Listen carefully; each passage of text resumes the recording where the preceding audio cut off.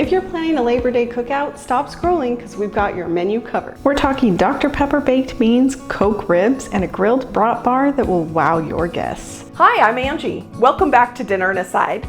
Today, my sister Laura and I are giving you the ultimate Labor Day menu. So all you have to do is get cooking. We're giving our baked beans a major upgrade. We're talking thick bacon, smoky barbecue sauce, and the ultimate flavor addition, Dr. Pepper. These beans are about to steal the spotlight at your next cookout. We're starting with the bacon. A nice smoky bacon or, thick cut, center cut, whatever you've got is gonna be great. And you're just gonna chop it up into little pieces. We're gonna fry this up and the crispy pieces are gonna mix into the baked beans and they are gonna be so tasty. Then we're just gonna toss this bacon into a cast iron skillet over medium-high heat. And when the bacon is about halfway to crispy, add in those yellow onions. Now we're looking to kind of caramelize these, so drop the heat to medium-low and let them just get nice and soft and golden. It's gonna take about 8 minutes. Then we'll add 2 cloves of minced garlic. Just a quick 30 seconds to wake it up and bring out the aromas. We don't want to burn it. Now we're going to start building that flavorful sauce. And it starts with the tomato sauce. Just pour that in. It's smelling really good in here. Pour in the whole can or bottle of Dr. Pepper. That sugar is really going to caramelize inside of these beans and make this taste so delicious. Pour in the barbecue sauce, molasses,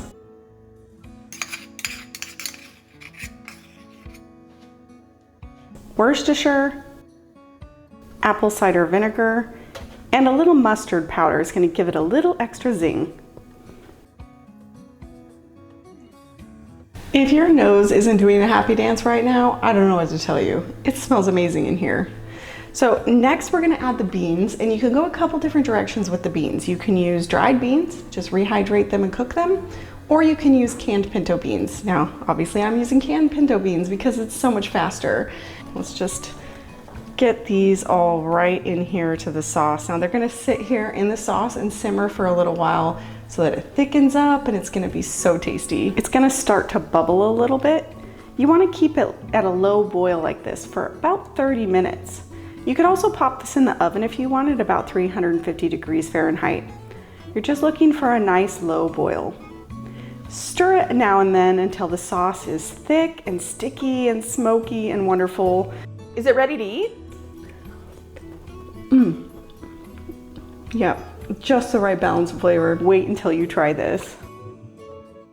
Next, we're making smoked Coca-Cola ribs. We use full sugar Coke to make these ribs extra special for Labor Day. If you've never made ribs at home, let alone smoked them, don't worry, I've got you. You don't even need a smoker to make these, so no excuses. Before we can do anything else, we have to prep the ribs. I get a lot of my meat from Good Chop. It's an online meat retailer and they send the meat directly to my door, which I love. And they have great cuts like these ribs. They're usually cut into 2 pieces, which is great for me because it's much easier to cook on my grill. Now, what we need to do with these ribs is remove the silver skin from the back. You might have heard about this before. There is a thin layer of membrane on the back of ribs that you have to pull off. Otherwise, your meat will be kind of tough.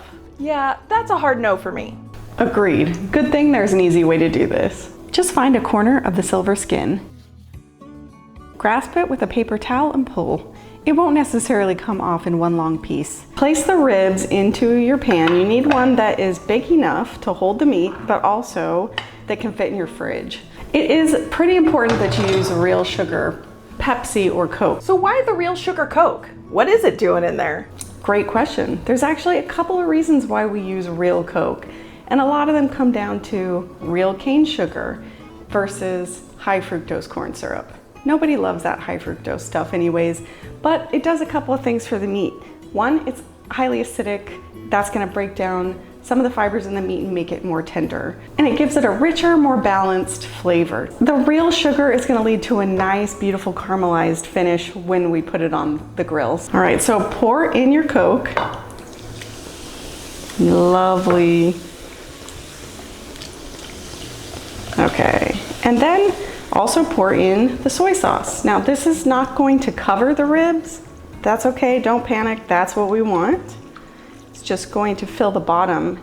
So it's gonna get the bottom half of the ribs, then we're gonna turn them over and marinate the other side. Now you wanna sprinkle on about half of your dry rub onto the top of the meat part of the ribs. Get them nicely coated.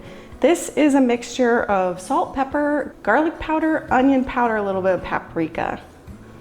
Just get that nicely coated. We'll save the rest for when we flip this over. Then we'll just cover it and we're gonna put this in the fridge for about 8 hours. Then flip it over and do the same thing on the bone side. Total marinating time, I try to stick as close to 16 hours as possible.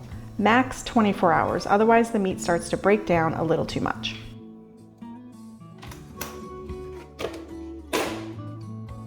These ribs have been marinating for 16 hours now. I am just about ready to smoke them. So everybody has something different to cook on. You might have a grill, you might have a smoker, you might need to use the oven. I like to use my Ninja wood fire grill outside.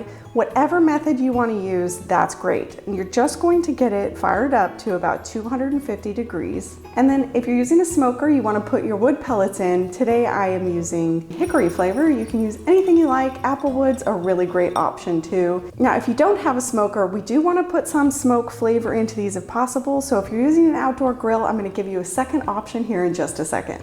The ribs go on bone side down. Close that lid and let them smoke for about 3 hours. I promised another method for smoking your food when you don't have a smoker. What you want to do is put some wood chips in tin foil and wrap it up. You can put this right on the grill and it will add smoky flavor to your food. Now that the ribs have been on for about 2 hours, I'm going to add some barbecue sauce. Brush the barbecue sauce all over the top of the ribs and let them cook for 30 minutes more. After that, you'll flip them, sauce the backside, and keep cooking until they hit 195 degrees internal temperature. These look so good. I cannot wait to eat them. Let's do this. Yeah, I can definitely taste the Coke. Lots of good smoky flavor. I can taste the rub. They're a little bit sweet. These are a winner.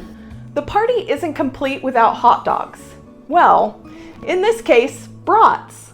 We're making a Brat Bar today with 2 to 3 different flavor combinations, and you are gonna love it. You can keep it simple, or you can customize it any way you like. We're using a good quality pork bratwurst today.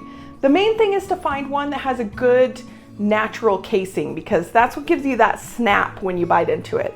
The bread is also super important. You want something that's nice and soft so it molds around the bratwurst well, but not so much extra bread that it's more bread than brat. The next most important thing is the toppings. You could put just about anything on a brat and it'll taste great, but I would encourage you to get a little creative with it. Make your own recipes that your guests can use or mix and match. My favorites are barbecue sauce, pickled red onions, cilantro, and crushed up chips.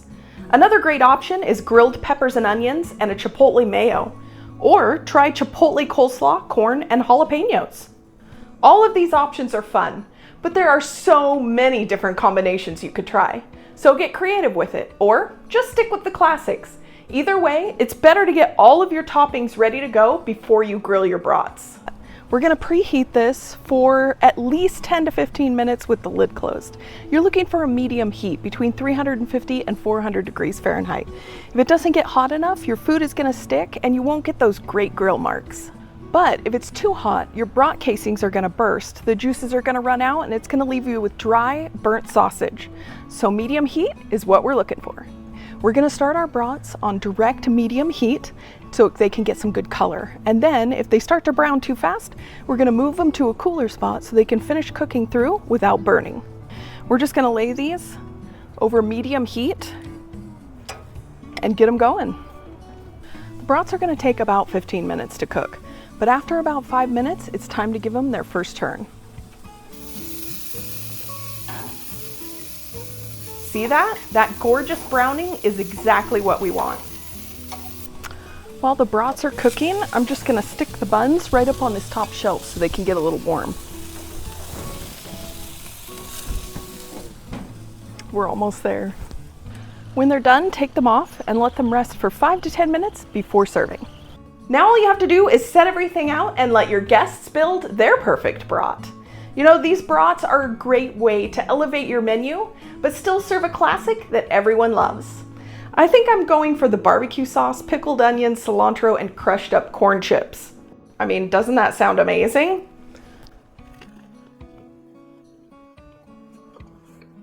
It is. Sometimes you just want all that messy, spicy glory of a shrimp boil, but without the newspaper-lined table and the 2-hour cleanup. Am I right? Well, we got smart, and today we're making an easier version, shrimp boil skewers. All the good stuff, shrimp, sausage, corn, potatoes, all on a skewer and grilled to perfection. Start by boiling your baby potatoes for about 12 minutes. They need a head start because they will cook a little bit longer than anything else. When you're making a shrimp or crab boil, you want to cut your corn into smaller pieces. We like to put them into little slices about 2 inches thick. But these corn cobs can be really hard to cut through, and you don't want to hurt yourself. So here's an easy tip. Put this cob in the microwave for just 90 seconds. It's going to heat it up enough that the tough core will become a little bit softer. That'll make it easier for you to slice through and easier to skewer. Now the corn will continue cooking on the skewers, so you don't have to worry about doing anything more at this point with the corn. Last component, the shrimp. And for the shrimp, I'm using what they call colossal shrimp, which are 8 to 10 per pound. They need to hold their own with the rest of the large things on the skewer. So smaller shrimp are not really a great way to go. And I am gonna peel these so that they are easier to eat on the skewer. You can leave the tail on if you want, that makes them really pretty. Now let's skewer it up. Corn, shrimp, andouille sausage, and a potato. Do that on repeat until you've skewered them all. This is my favorite part. I mean, the skewers are just a vessel for butter sauce, right?